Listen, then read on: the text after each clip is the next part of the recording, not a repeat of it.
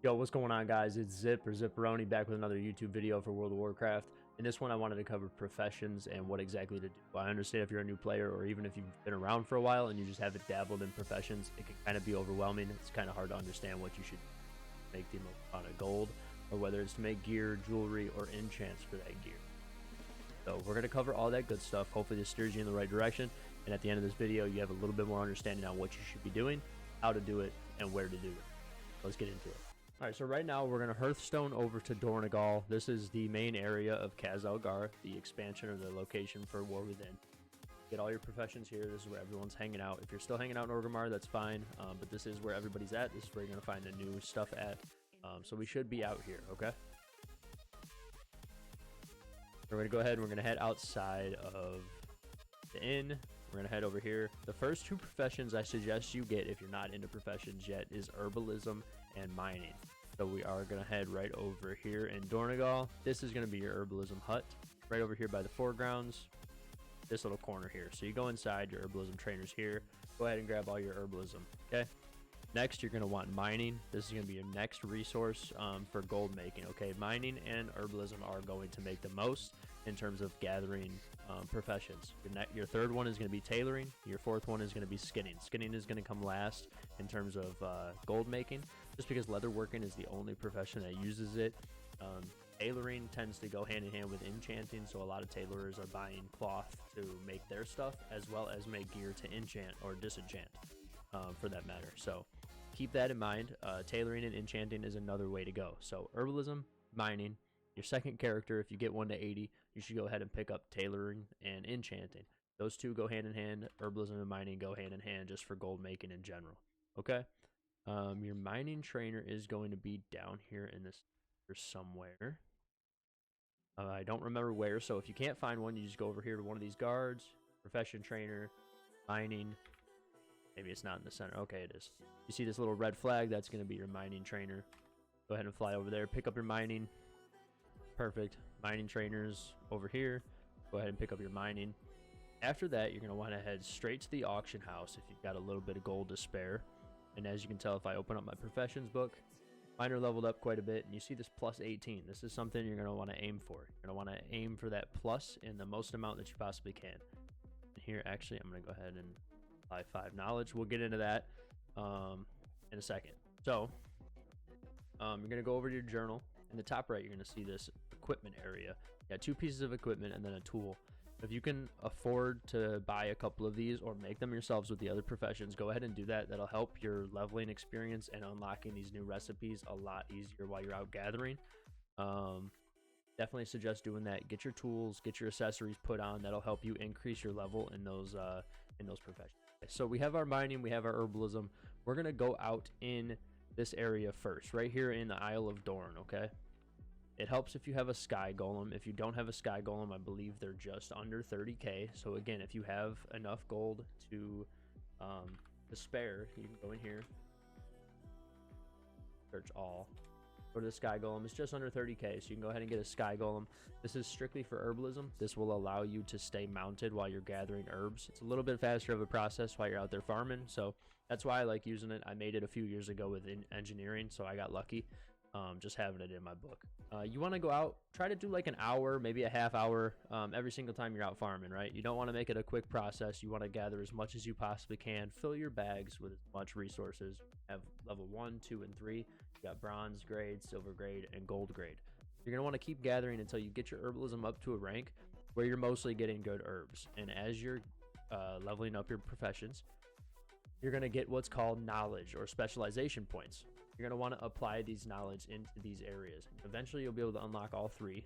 But at the beginning, you're going to want mining fundamentals and plethora of ore. This will give you the most. And then obviously mastering the mysterious. This kind of goes hand in hand. You could swap out mining fundamentals with mastering the mysterious. Go with plethora of ore and mastering the mysterious to get kind of the rarer, higher grade ores early on. But like I said, you are going to be able to get all 3 specs eventually. So just focus on filling these up, increasing the ranks. This main one is going to be your most important. And go on to these is what I would suggest. Next, we're going to head over in the herbalism book. The next step is also applying knowledges in your herbalism. You don't want to leave this one behind either. You want to make sure all these points are applied as you continue leveling it. First, you're going to want to get Bountiful Harvest, and then second, you're going to want to get Botany. Eventually, again, you're going to be able to get all 3 specs, which Overloading the Underground is going to be last, like it is here for me. Botany and Bountiful Harvest is the next thing that I'm going to focus on. You want to get these up, as you can see, it says next major bonus. You want to focus on getting these to your next major bonuses. This will help with studying the various plant life around, getting the most out of them, how to gather them most efficiently. And then this one is the similar thing, how to gather the herbs found throughout. You're just going to get a little bit more plant life, a little bit higher spec. We talked about that bronze, silver, and gold grade. You're going to want to increase these so that way your herbs stay as kind of high rank as they possibly can as you're gathering.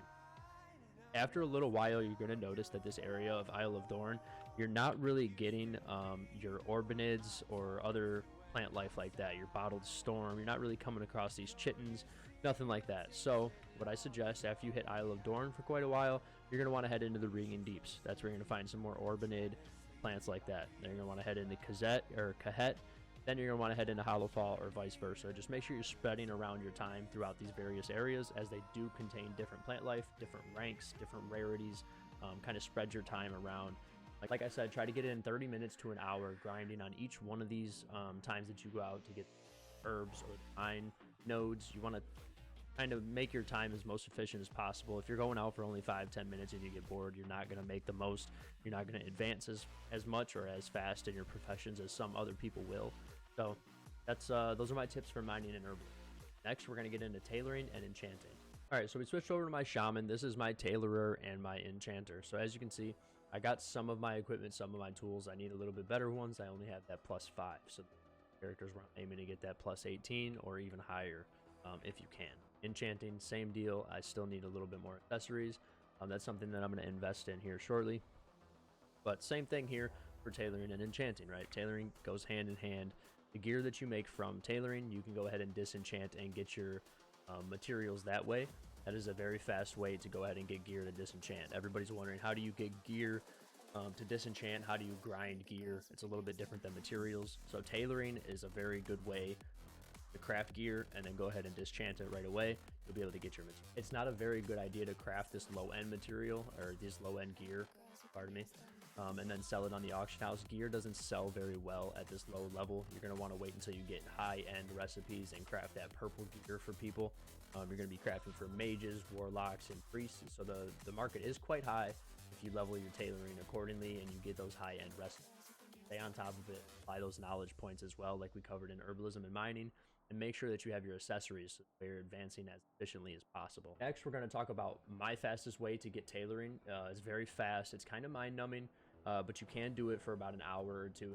Quite a bit of tailoring materials if you go in here into your dungeon book, hit this drop down, go to follower dungeons. Where you guys have saw this tailoring farming method before, but Dark Flame Cleft has a lot of low health mobs right at the beginning. Clear that first room, loot. Go into the second room, clear that second room. There's even mobs hanging up in the rafters. Hit those guys, pull them down. I like queuing as a healer, so then I don't really have to do much. I have the follower group go in, kill them all while I throw down a few totems, my heal, my AoE heals, and I'm good to go. Go ahead and loot my tailors or my materials. I leave, I re-queue. I do that for about an hour or two, and I leave with quite a bit of cloth. I'm able to make the gear disenchant. I'm able to make some bags, sell the bags on the auction house. Bags sell better than anything, and then raw materials are the next step. Those sell better than anything else. So keep that in mind too. If you get to a point where you don't need the low level materials, you find yourself with a lot of them, you can go ahead and sell those as well, and just keep your high end materials to craft better items. And then keep in mind as well, if you're trying to grind for materials on another character, you're going to need to make sure that you have tailoring in this new expansion, because only tailorers can farm the cloth. It only really drops for them. So make sure you're grinding for the material on the character that has tailoring.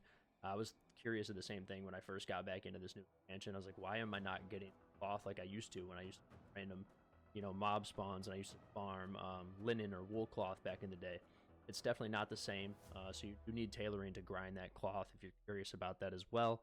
Now, the end-all, be-all, if you found yourself done with all this, next step is going to be getting a druid, hunter, or a rogue, just so that way you can kind of benefit off the leatherworking as you're leveling it.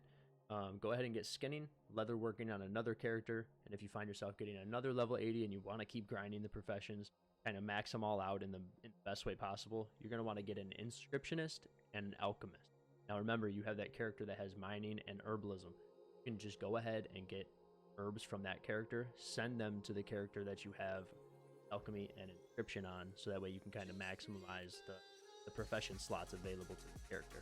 Same process applies. Make sure you get your accessories, make sure you get your tools, make sure you're applying your knowledge points, and if you guys need to, Wowhead and Icy Veins is a great utility for all of us players.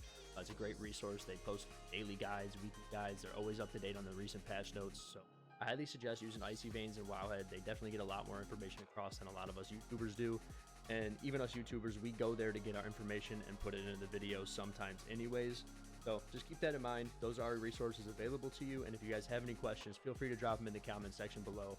I will tackle any topics that you guys want me to. And I will try my best to learn as much as I possibly can as I continue. So I appreciate you guys checking out the video. Hope you guys learned something. Hope you guys enjoyed it. And I'll catch you in the next one. Peace.